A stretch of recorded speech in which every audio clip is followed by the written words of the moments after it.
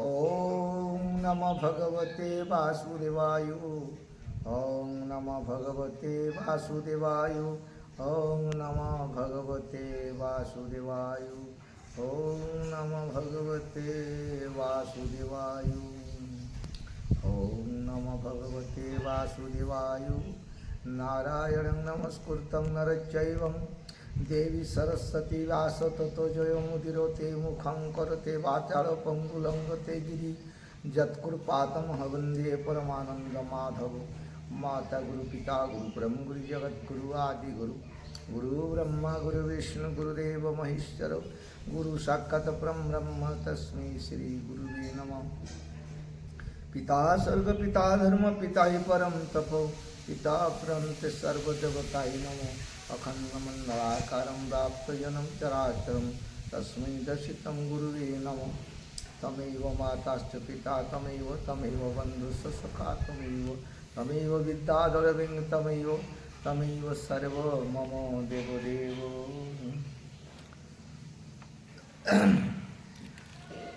हम समस्त भक्तों को कहते हैं ये जो भगवत जीवन है और भगवत क्या है, श्रीमद् भगवत गीता क्या है, ये अभी तो किसी को ये सरल चीज इतना दुर्गम करके बताते हैं। और ये भागवत जो है, ये भागवत का विषय में या गीता के विषय में दो शब्द हम कहना चाह रहे हैं। और मनुष्य जीवन क्या है, और अपना परिचय किसी मनुष्य ने आपने लिया नहीं, ये गीता ने कहा और भगवान ने कहा। तो ये जो गीता श्रीमद् भागवत गीता क्या जीवन है और श्रीमद् भागवत गीता क्या है, इसमें इस महात्म में भगवान ने कहा कि जब अर्जुन को ये गीता का वचन सुनाने के लिए नारद को भेजें कि भाई नारद जी आप जाइए व्यास जी का पास, मेरा भगवत अपना मुखारबिंद किए हुए अनादि काल में जो मेरा रचना है वो भगवत लेके आओ। तो नारद जी भगवान का बात सुन के चले गए व्यास जी का पास कि गोविंद ने भेजा है, वासुदेव ने भेजा कि हम वो जो आपका पास जो भागवत है वो दीजिए आप और हम लेके जाएंगे। फिर नारद जी ने आपने चालाकी करके बोले व्यास जी हमको तो समझ में नहीं आता है कि भगवान इतना अर्जुन को समझाएं, बहुत से भाषा में, बहुत से तरीका में, बहुत से वचन से, बहुत कुछ करके समझाए, लेकिन नहीं समझे अर्जुन। तो बोला ये गीता क्या है, ये भगवत क्या है। उस समय भगवत था, गीता तो द्वापर युग में हुआ और भगवत अनादि काल में भगवान प्रवचन किए होते। और क्यों भगवत प्रवचन किया, भगवान ने भगवत क्यों बनाए, इसका भी बात कहा जाएगा। तो नारद ने व्यास जी को बोलते हमको थोड़ा से महत्व दो चार शब्द सुना दीजिए। तो व्यास जी ने बोला ये गीता, ये भगवत क्या है। इस भगवत का कोई नाम ले अगर उसको शरण करे तो उनका पास भक्ति, भक्त, भगवत, भगवंत, गुरु, हरि, वैष्णव का दर्शन होता है। कि भगवत का जैसा दुनिया में कोई ग्रंथ नहीं, जो भगवत अध्ययन करता, भगवत पढ़ता या भगवत का नाम लेता तो सब ग्रंथ उसमें समा जाता है। तो कहें कि ये भगवत क्या है, ये भगवत हृदय भगवान का सब ज्ञान का शुभ सार है। इस शुद्ध गीता ज्ञान से ही चल रहा संसार श्री हरि गीता। गीता का मर्म जानने से, भागवत और गीता का मर्म जानने से यो जान लेना नितांत तो आवश्यक है कि गीता क्या है।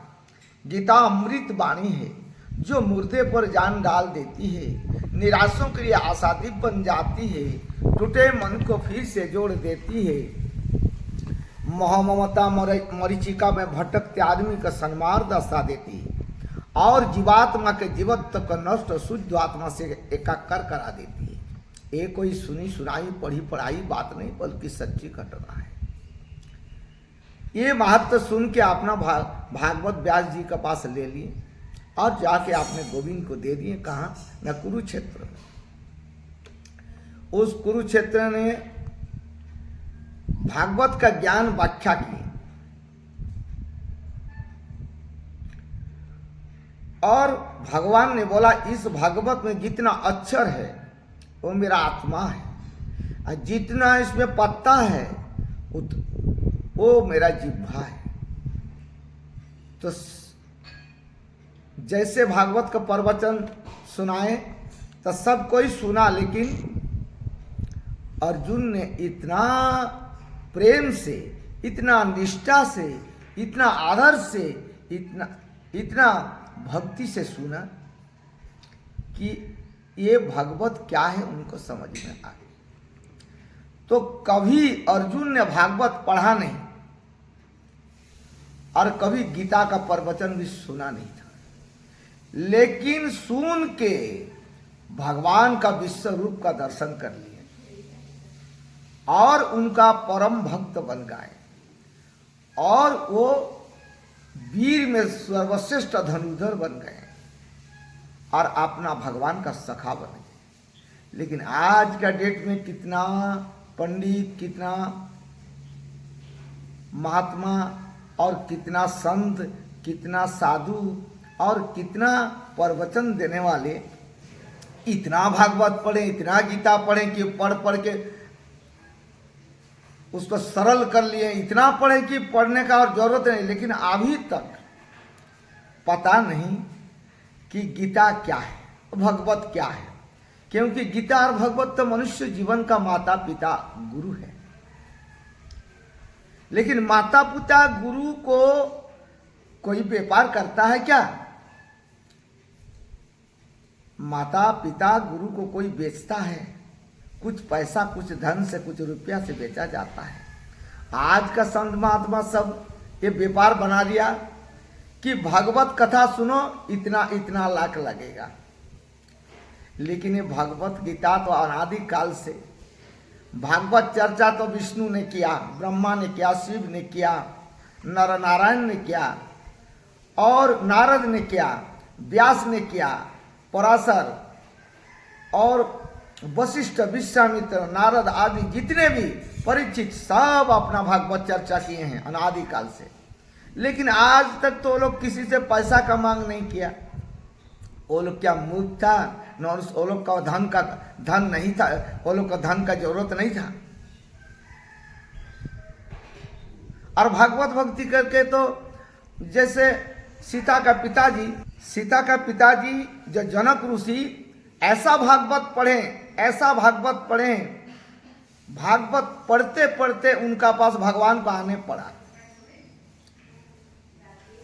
कैसे भगवान ने परीक्षा लिए कि ये कैसे भागवत पढ़ते हैं जो कभी ये जब तक अध्याय खत्म नहीं होता तब तक उठते नहीं, तो इससे परीक्षा लिया जाए। नारद को बोला जाओ बता दो, भगवान विष्णु ने बोला जाओ जनक ऋषि को बोल दो तो आपका पूरा राज्य में आग लग गया। जाके जनक ऋषि को नारद ने बोला देखिए आप तो भागवत पढ़े, आपका पूरा राज्य में आग लग गया। बोला लगने दीजिए कोई बात नहीं। कुछ देर का के बोला आपका राजमहल में पूरा आग लग गया। बोला लगने दीजिए कोई बात नहीं। बोलता आपका शरीर में अभी आग लग जाएगा, आप इसको समाप्त कीजिए। बोला नहीं, भागवत का अध्याय खत्म नहीं होगा तो हमारा समाप्त नहीं होगा। अगर जल जाए तो मेरा राजमहल भी जल जाए, मेरा शरीर भी जल जाए, मुझे कुछ परवाह नहीं। तब तुरंत भगवान ने वहाँ प्रकट हो गए। बोलता मान गए आपको, आप इसीलिए आज आप जो मांगिए उसको देने के लिए आपका पास मैंने आया। और उनका तो कोई संतान नहीं था, लेकिन बोला जो मांगना मांगो, धर्म अर्थ काम मोक्ष चतुर्वर्ग फल अष्टनिधि नवनिधि 18 सिद्धि 21 कोटि ब्रह्मांड का फल देने के लिए हम तैयार हैं। जनक ऋषि ने बोला प्रभु आपका भागवत तो सब कुछ है, मुझे कुछ नहीं चाहिए, आपका जो इच्छा वही होगा। तो आपका तो पुत्र पुत्री नहीं, आप मांग लीजिए। बोलता नहीं नहीं, हम इस भागवत का व्यापार नहीं करते हैं और भगवान से हमारा कोई ये दुकानदारी नहीं कि आपका प्रेरणा से हमको भक्ति मिला, ये भागवत कथा कर रहे हैं, हमको कुछ नहीं चाहिए। तो भगवान ने बोला जा आज से हम आपको विदेही राजन, जिसका देह बगैर देह का राजा है, राजा में श्रेष्ठ और ऋषि में श्रेष्ठ हो, लेकिन हम आपको ये आशीर्वाद दे रहे हैं, आपका पुत्र पुत्री नहीं है लेकिन आपको पुत्री मिलेगा और 4 पुत्र बन के आपका घर आएंगे, आपका दामाद बनेंगे। तो ऐसा बेगर मांगे भगवान देते हैं। अरे भगवत तो भगवान है, भगवत तो जीवात्मा है, परमात्मा है, अनादि अनंत ब्रह्म है, राम कृष्ण हरि सब कुछ। अरे भगवान ही तो गुरु है और भगवान ही गोविंद है। कभी कभी मनुष्य कह लेता कि मनुष्य अपने को गुरु मान लेता है। ये पता नहीं कि मनुष्य गुरु बुद्धि करना अपराध है और गुरु में मनुष्य बुद्धि करना अपराध है। क्यों? शरीर का नाम गुरु नहीं है, गुरु तत्व है, ज्ञान है गुरु। गुरु तत्व अनादि ब्रह्म राम कृष्ण हरि मुकुंद माधव मुरारी। गुरु का ना शरीर होता है, ना गुरु का कोई किसी से लेन देन होता है, ना गुरु किसी से कभी चाहता है। अगर गुरु किसी से कुछ चाहता है तो कैसे गुरु हो सकता है? अरे मल मूत्र धरा हुआ मनुष्य शरीर का कभी गुरु नहीं होता। लेकिन भगवान ये मनुष्य शरीर दिया, अपना शरीर अर्पण किया, मनुष्य देह में दिव्य ज्ञान देख करके संतुष्ट होते हैं भगवान। अगर गुरु में गुरु तत्व रहता तो दरण गुरु कृपाचार्य व भीष्म पिता को भगवान ने मारने के लिए नहीं बोलते, क्योंकि गुरु का कुछ नहीं चाहिए। गुरु तत्व अनादि अनंत ब्रह्म राम कृष्ण हरि मुकुंद माधव मुरारी है। गुरु को कुछ नहीं चाहिए, उसी को गुरु कहा जाता है।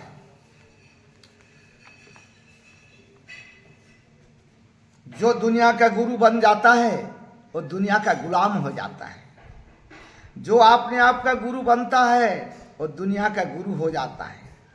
अरे कल्याण प्राप्ति में खुद की लगन काम आती है। खुद की लगन न हो तो गुरु क्या करेगा और शास्त्र क्या करेगा? लगन तो अपना होना चाहिए। अपना अंदर में गुरु भी है और भगवान भी है। ज्ञान है गुरु और आदि भगवान विष्णु है। जो हमसे कुछ भी चाहता है वो हमारे गुरु कैसे बन सकता है? पुत्र और शिष्य को तो अपने से श्रेष्ठ बनाने का विधान है, पर अपना गुलाम बनाने का विधान नहीं। गुरु में मनुष्य बुद्धि करना और मनुष्य में गुरु बुद्धि करना अपराध है। क्यों? गुरु तत्व है, शरीर का नाम गुरु नहीं है। शिष्य दुर्लभ है, गुरु नहीं। सेवक दुर्लभ है, सेव्य नहीं। जिज्ञासु दुर्लभ है, ज्ञान नहीं। भक्त दुर्लभ है, भगवान नहीं। सेवक से बड़ा सेव्य होता है, ज्ञान से बड़ा जिज्ञासु होता, धन से बड़ा धर्म होता है, और राजा से बड़ा प्रजा होता है। राजा और प्रजा का मन अगर मिल जाए तो वो राज्य का कुशल मंगल हो जाता है। गुरु शिष्यों के लिए होता है और मास्टर से छात्र बड़ा है, तो छात्र के लिए मास्टर नहीं, मास्टर के लिए छात्र है। जैसे ज्ञान दुर्लभ है, जिज्ञासु नहीं। भक्त दुर्लभ है, भगवान नहीं। तो शिष्य दुर्लभ है, गुरु नहीं। तो इस तरह भगवत नाम, भगवत चर्चा करते हुए आपने सबको ही अपना व्यापार बना लिया, तो इसमें क्या लाभ होगा संसार का? अरे चैतन्य महाप्रभु आके तो बोला, जय नाम सही कृष्ण भजन इष्टा करी, नामेर सहिताचे नापनी श्री हरि, नाम चिंतो नाम भजो नाम करो सार, नाम बिना जीवेर गति ना यार, हरिनाम कृष्ण नाम बड़ई मधुर, ए संसारे हरिनाम कृष्ण नाम जे भोजे सही बड़ा चालाकार चतुर। चैतन्य महाप्रभु पूछा अपना वैष्णव से कि वैष्णव को बोला कि गुरु किसको मानते हो? गुरु कौन है? वैष्णव ने पूछा चैतन्य महाप्रभु कि वैष्णव का गुरु कौन है? बोला वैष्णव का गुरु कि त्रिलोक का गुरु, सबका गुरु है नाम। और जिस वैष्णव जिस भक्त में नाम है वही वैष्णव है और नाम ही गुरु है। इसलिए वैष्णव का गुरु है नाम। लेकिन उस नाम को छोड़ के आपने वैष्णव को आपने ऐसा कर्म करते हैं वैष्णव जो कि नहीं करना चाहिए। और वैष्णव के इसलिए भगवान ने अपना विष्णु शरीर अवतार किए इस जगत का कल्याण करने के लिए। किसी ब्राह्मण को पूछा जाए भाई आपका इष्ट पिता कौन है और आपका जजमान पहला कौन है, तो उस ब्राह्मण ने बोल नहीं पाता है कि जजमान मेरा पहला कौन है और मेरा इष्ट पिता कौन है। हम हजार ब्राह्मण को पूछे हैं कि भाई आप इष्ट पिता कौन है, आपका पहला जजमान कौन है ब्राह्मण का, नहीं बोल पाया। तो भगवान ने हमारा दिल से कह दिया कि ब्राह्मण का पहला जजमान है महाविष्णु।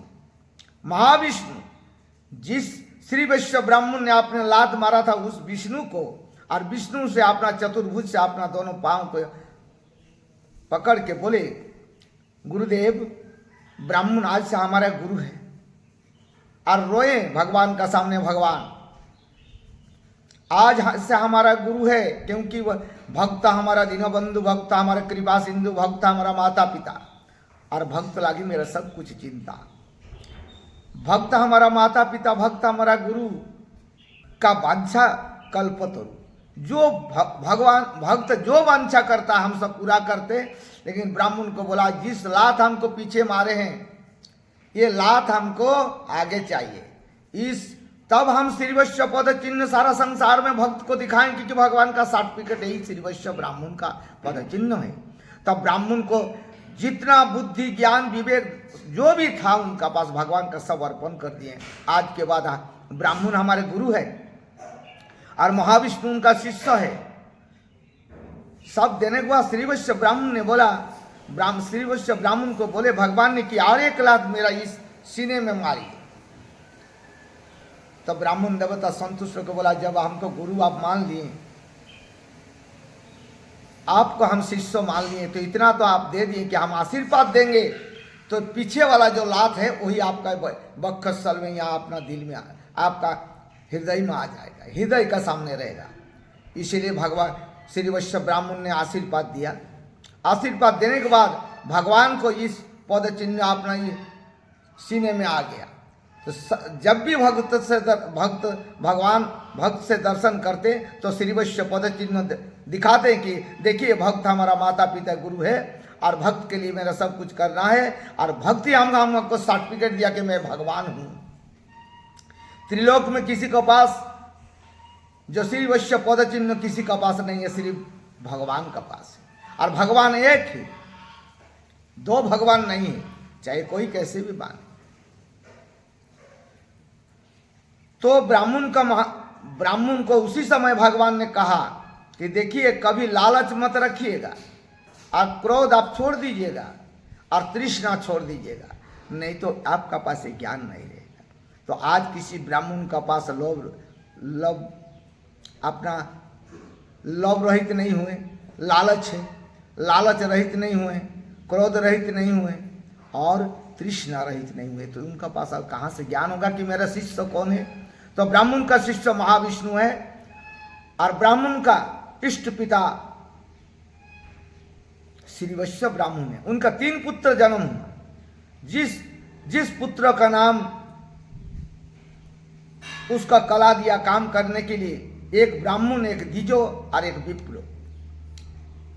उसका विप्र का ग्रह विप्र दिया के विचार करने के लिए त्रिलोक का आप घर में बैठ कर सारा विचार कर सकते हैं। और 3 ग्रंथ तो तीनों के दिया, भृगु संहिता, मनु संहिता, पराशर संहिता।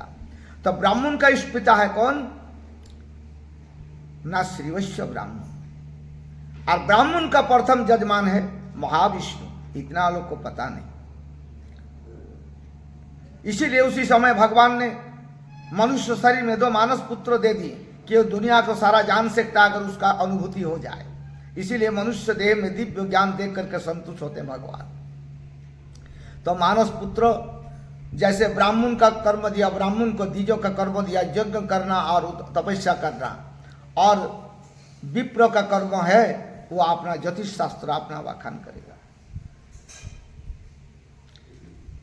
तो अगर वैज्ञानिक आध्यात्मिक का अनादर करेगा तो अंधा हो जाएगा, और आध्यात्मिक और वैज्ञानिक को अगर अनादर करेगा तो बहरा हो जाएगा। दोनों से चलता है। आज का डेट में एक मनुष्य में मनुष्यता नहीं है बोल के आपने आपको पता नहीं। लिखा हुआ भगवत में, गीता है, गीता में लिखा हुआ कि जो है सारा विश्व ब्रह्मांड में वो है मनुष्य भांड में, और जो नहीं है मनुष्य भांड में वो नहीं विश्व ब्रह्मांड में। हम दो ठो मिसाल आपको बता दे रहे हैं, आपको सुनने में और समझने में पता चल जाएगा। जैसे आज तक किसी ने बोला नहीं, इतना भगवत चर्चा, इतना सत्संग, इतना प्रवचन हो रहा, लेकिन ये शरीर में जो दिल है, ये दिल किसने किसको दिया है अभी तो कोई बताया नहीं। एक दिन मैं ऐसे ही छोटा से सत्संग का सामने बोले थे, बहुत सारे विज्ञजन थे, ये दिल किसका है? तो बहुत से आदमी बोलता भगवान का है, बहुत से आदमी बोलता है ब्रह्मा का है, बहुत से आदमी कहता है कहता है कि शिव का है। अरे शिव को कौन दिया? ब्रह्मा जी को कौन दिया? विष्णु को कौन दिया? ये जानकारी नहीं है। तो द्वापर युग में भागवत में लिखा है कि गोविंद ने बोला इस तत्व को, इस ज्ञान को प्रकाश करना है। तो उनका अष्ट सखा का साथ अपना खेल कूद करते रहते हैं। तो एक दिन अचानक वही वाला बात बोल दिए कि मेरा सखा भाई लोग, मैंने गिरि गोवर्धन को इस बायां हाथ का अंगुली से उठाया था बोल के आप लोग सब जिंदा है, नहीं तो आप लोग तो जिंदा नहीं रहते। तो वो लोग बोला क्यों? हम लोग सब मिल के उठाएं, हम लोग तो सब लाठी डंडा कितना हम लोग व्यवस्था किए थे, सब मिल के उठाएं, आप अकेले कैसे उठाए? बोलता हम अकेला उठाया। ऐसे में दंड हो गया। दंड होते साथ भगवान ने बोला तब एक काम करते, मुनि ऋषि तपस्वी साधु संत को बुलाते हैं, वो लोग को पूछते हैं, ठीक है। तब उसमें सत्संग का प्रबंध हो गया, सब साधु संत महात्मा को बुलाया, और वहाँ गोविंद श्री कृष्ण ने कहा गुरुदेव सब आप बताइए गिरि गोवर्धन को किसने उठा था? तो सब ने कह दिया कि आप ही उठाए थे, आप भी तो ये बायां हाथ से आपके अंगुली से उठाए थे। तब उनका सौखा भाई लोग फिर अपना गुस्सा हो गया, बोला कैसे कैसे ये उठाया था? हम लोग सब मिल के उठाया, हम लोग कितना व्यवस्था किए थे। तो नहीं माना और आपस में द्वंद्व होने लगा। तब राधा माँ ने दौड़ के आया, बोलता गोविंद जी आप शांत हो जाइए और सखा भाई भी शांत हो जाइए, हम बता रहे हैं किसने उठाया था। गोविंद को राधा ने बोला, राधा जी बोले गोविंद जी बताइए आपका शरीर किस शरीर का अंग कितने हिस्सा में है, आप दिखाइए। तो श्री कृष्ण भगवान ने अपना शरीर का अंग दिखा दिया कि इस शरीर में कौन कौन रहता है। जैसे शरीर का अंग दिखाए अपना असली रूप, तो बायां तरफ राधा है, बायां तरफ राधा है और दाहिने तरफ गोविंद है। तब राधा ने पूछ रहे गोविंद को बायां तरफ तो हम है, बोलता हाँ आप है। तो बायां तरफ का हाथ तो मेरा था, तो मैंने तो गिरि गोवर्धन को उठाया था, आपने कब उठाया? तब गोविंद जी क्षमा प्रार्थना किया कि मुझे क्षमा कीजिए, हमको जानकारी नहीं था। तो राधा माँ ने कहा देखिए इस शरीर का दो हिस्सा में है, हमारा बायां तरफ हिस्सा है, आपका दाहिना तरफ, लेकिन आपका आदिकाल में मैं माँ था, आदि माता था, दुर्गा थे, कामाख्या देवी थे, उसी से आप तीनों को हम जन्म दिए हैं, ब्रह्मा विष्णु महेश्वर को। अरे दिल दिया मैंने, ये दिल किसी पुरुष का नहीं होता, ये माँ का दिल होता।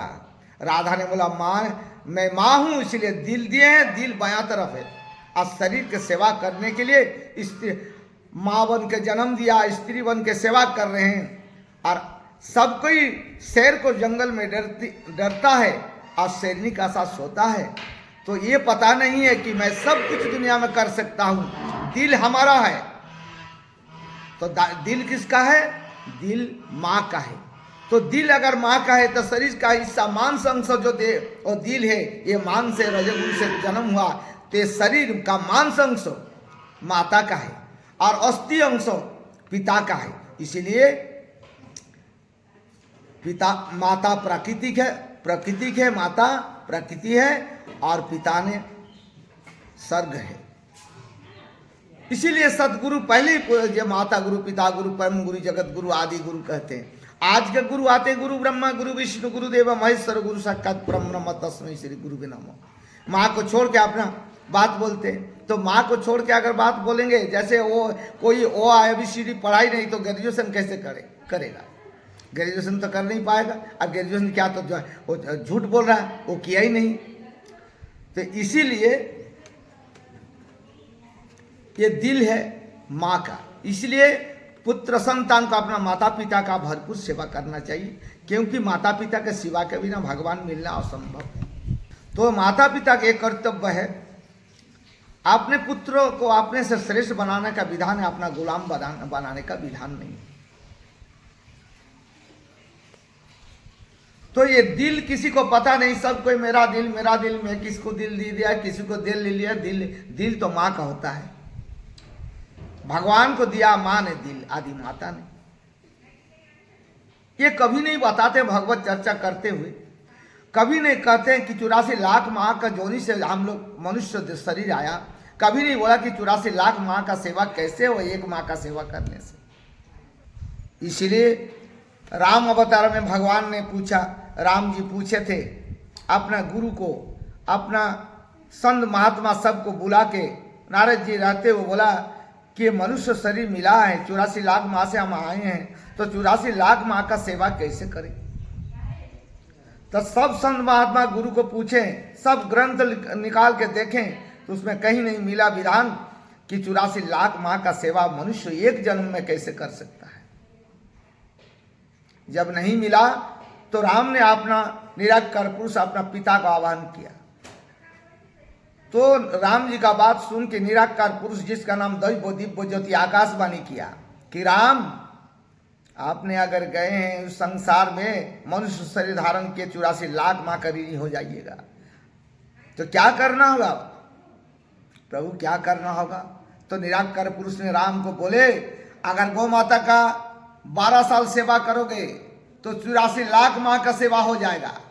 तो राम ने अपना वहाँ प्रतिज्ञा किया अपना पिता से कि इस जन्म में तो कर नहीं पाए पिता, लेकिन हम कृष्ण अवतार में 6 महीना से ही अपना गौमाता का चरण में हम रहेंगे और गौमाता का सेवा करेंगे। तो 12 साल गौमाता सेवा किए और उसके बाद अपना 84 लाख माँ का सेवा करके अपना कर्म करने लगे। तो कर्म तो भगवान होने से भी संसार में करना पड़ेगा, क्योंकि कर्म ही माता पिता गुरु इष्ट ब्रह्म अनादि अनंत राम कृष्ण हरि सब कुछ। तो कर्म करने में चुन के करना चाहिए। ये कौन से कर्म अच्छा है, कौन से बुरा है। कर्म तो छोटा बड़ा होता है, लेकिन जिसमें पुण्य होता है, जिसमें धर्म होता है, जिसका अच्छा होता है, जगत का कल्याण, उसको कर्म कहा जाता है। और जिस कर्म करके दूसरे का अहित होगा वो कर्म नहीं, वो अकर्म कहा जाता है।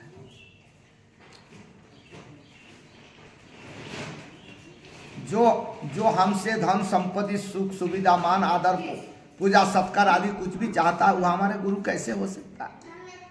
और जगत जीव परमात्मा, ही तीनों को न जानना अंधकार है, क्योंकि जगत और जीव और परमात्मा एक ही है, एक ही गाछ का तीनों है।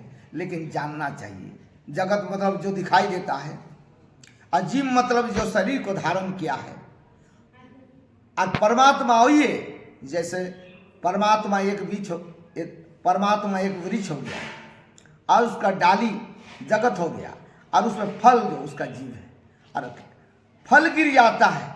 ऐसे ही हम लोग जीवात्मा को छोड़ के, ये शरीर छोड़ के चले जाता है, शरीर छोड़ देता है जीवात्मा, परमात्मा से मिलन हो जाता है। लेकिन उसी तरह अगर परमात्मा किसी को छोड़ते नहीं, ये परमात्मा का प्रतिज्ञा है कि जीव से कभी अलग नहीं होते हैं। शरीर संसार का शरीर में रहेगा, शरीर संसार में है, संसार में रहेगा। जगत जीव परमात्मा तीनों का परिणाम एक ही है, लेकिन मान लेना भगवान परमात्मा ही सब कुछ है। गुरु शिष्य के लिए होता है, शिष्य गुरु के लिए नहीं होता। राजा प्रजा राजा के लिए होता, प्रजा राजा के लिए नहीं होता। भगवान जगत गुरु होते हुए भी मनुष्य को कभी चेला नहीं बनाते, प्रतुता सखा अपने समान बनाते हैं। गुरु शिष्य को कोई नया ज्ञान नहीं देता, प्रतुत उसके भीतर जो पहले से विद्यमान ज्ञान है उसको जागृत कर देता है। सच्चा गुरु दूसरों को गुरु नहीं बनाता है, जो बनाता है वो चेलादास हो जाता है। हमारा वास्तविक गुरु है हमारा भीतर, वो है विवेक। विवेक भगवान ने दिया है। भगवान ने अपने कल्याण के लिए मनुष्य शरीर दे दिया है, सब साधन सामग्री साथ दे दी, तो गुरु को क्या बाकी छोड़ दिया? तो इस देखने में तो सब कोई मनुष्य है, लेकिन मनुष्य आकृति में सब कोई मनुष्य नहीं है। जिसका पास विवेक है वही मनुष्य, विवेक को लेकर चलता उसको मनुष्य कहा जाता है। और विवेक से संसार को देख सकते हैं और आत्मा से परमात्मा को ही देख सकते हैं। अगर कोई बोलेगा नहीं हम मन बुद्धि इंद्रियों से भगवान को देखेंगे, कोई संभव नहीं। और विवेक से देखेंगे नहीं। विवेक ब्रह्मा विष्णु महेश्वर का जो विवेक था वो विवेक दे दिया मनुष्य शरीर में। आपने विवेक रखा नहीं। उसमें लिखा गया है, जहाँ आपका शिव जी का जो स्तुति लिखा उसमें लिखा गया भगवान ने ब्रह्मा विष्णु महेश्वर का पास विवेक नहीं, विवेक दे दिया मनुष्य को। इसलिए मनुष्य देह में दिव्य ज्ञान देख करके संतुष्ट होते भगवान। तो सुख भोगने के लिए स्वर्ग है, दुख भोगने के लिए नरक है। और सुख दुख दोनों से ऊंचा उठ कर अपने जीवन कल्याण करने के लिए मनुष्य शरीर वो मनुष्य लोग है। तो अभी तक किसी ने कहा था कि भाई गौ माता का सेवा करने से 12 साल पूरा से लाख माँ का सेवा हो जाएगा। ये किसी ने नहीं कहा। क्यों? उधर जाने का वो दिव्य ज्ञान उसका पास है ये नहीं कि जो लिखा हुआ भागवत में, जो गीता में लिखा वही बता देते हैं, जो लिखा हुआ। अरे सरसों में सब्जी बन जाता तो कोई तेल नहीं निकालता, क्यों तेल निकालता है? तो ज्ञान का अनुभूति नहीं है। ज्ञान का कैसे ज्ञान को अनुभूति करके संसार में बताना कि दूसरे का कल्याण होगा, ये नहीं बताता। धन पर कल्याण करना चाह रहे। अरे धन और भगवान तो रुपया पैसा दौलत तो भगवान रुपया पैसा दौलत तो ऐसा है चीज भगवान से 19 और 20। जिसने रुपया पैसा दौलत को 20 मान लिया उसको तो साफ बन के डंस के उसको खत्म कर देगा। आज जिसने रुपया पैसा दौलत को 19 मान लिया और भगवान को 20 मान लिया तो त्रिलोक का निर्वाह कर सकता है। आज का डेट में तो भगवान पैसा से मैंने भगवान से भी धन को बड़ा मान लिया। इसलिए भागवत कथा, हरि कथा, नाम संकीर्तन ये बिक्री हो रहा है, बेच रहे हैं। भाई इतना लेंगे तब करेंगे, इतना दोगे तब जाएंगे। जैसा कोई मेरा बाप दादा, कोई मेरा 14 पुरुष का नाम है, ये तो अनादि अनंत ब्रह्म, ये तो जीवन का दाता बाता पिता है। इसका साथ तो व्यापार नहीं करना चाहिए।